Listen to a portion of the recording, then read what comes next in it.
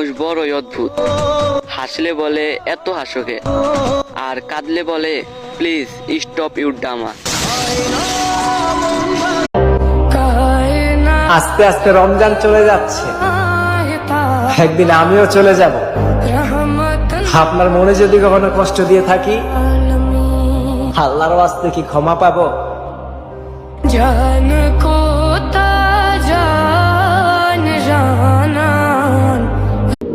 তারপর যখন বুঝতে পারলাম